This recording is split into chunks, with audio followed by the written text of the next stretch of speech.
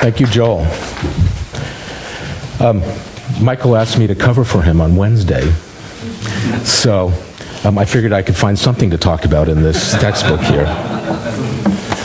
After he called me and I said yes, and that's something that I usually do since I became a practitioner, I kind of trust the questions that are coming into my life, so it's easy to say yes quickly. After I hung up the phone, I had a tiny panic attack. It's like, I don't think I have anything to talk about, but I actually do keep a list on my computer of things I find really interesting and fascinating that someday I'd love to have a conversation about. And today I have a PowerPoint slide presentation here, and I wanted to make a comment about this. Soon we're going to have the technology, so even at the last minute, I could be projecting my PowerPoint slides. But for today, I made a copy for every one of you to have, so when I get to that, you can follow along with me. And then I even printed up a larger one here so I could point to where I'm talking about, so you could follow me, but you don't have to read this. But won't it be magnificent to have the digital technology here to be able to put a slideshow up and actually work through some slides. But I thought before I get into my talk, I would tell you about some of the things I don't want to talk about today that make me kind of enter in conversation about what is science of mind and what do we practice and how does this all work when I see things in life that challenge me around philosophy and practice. And so I have a few here I just wanted to read to you, then see if you want to vote on these later. I'm happy to turn them into real full-fledged talks. One of the things in Science of Mind, one of our vision statements is that we want to touch 100 million lives. Have you ever heard that? That is, it was part of the two separate organizations, and it's part of the one new integrated organization, Centers for Spiritual Living. We want to touch 100 million lives. Well, one of the ministers on the listserv that the ministers have a conversation on the internet, one of them did the math to figure out how many people we have to touch at each center. So I thought I'd share with you that little tidbit, because that's a conversation in and of itself. So they broke it down and they said if there's 450 ministries in the U.S., just in the U.S., at present, that means each ministry is responsible for touching 200,000 lives. Here we are. We are responsible for touching 200,000 right here to meet that objective. And if that were a 10-year goal of our center, that means 20,000 new lives every year.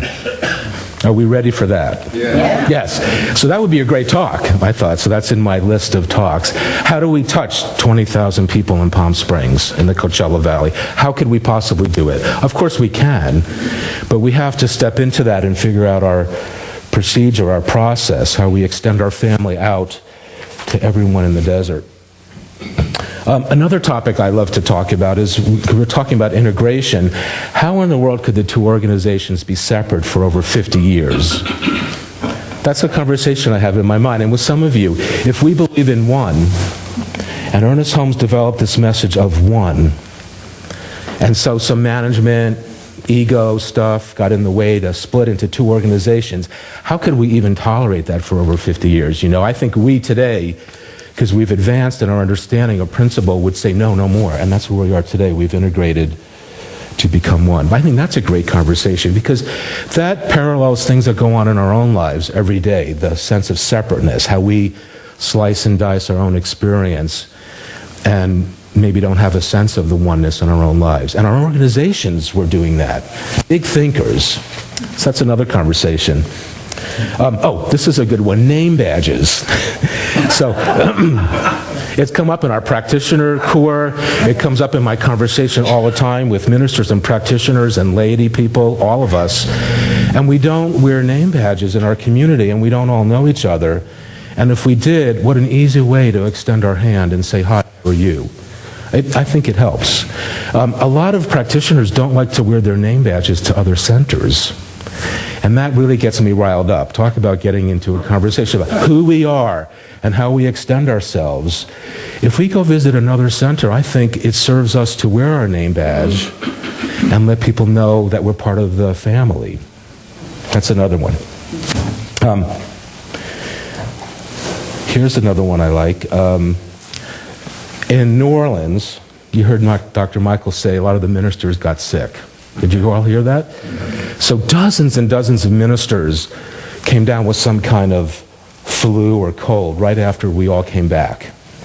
No one talks about any practitioners getting sick, by the way, so it's not mentioned at all. But all these ministers are on the listserv, not complaining, but so I copied 3 of the hypotheses. I want to read them to you about what the ministers are talking about in this mass demonstration of illness right after the conference. You know, it's hard to imagine that could happen after 400, 500 ministers are together for a week, and everybody comes down with some kind of flu. So listen to this one here.